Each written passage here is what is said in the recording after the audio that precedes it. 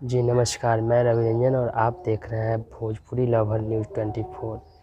जी तो अभी कुछ ही देर पहले खेसारी लाल यादव जी का दूसरा देवी गीत का टीजर लॉन्च हुआ है, जो कि बहुत ही अच्छा बवाल मचाने वाला सॉन्ग है। भौजी दे दी चंदा 2-4 रुपया।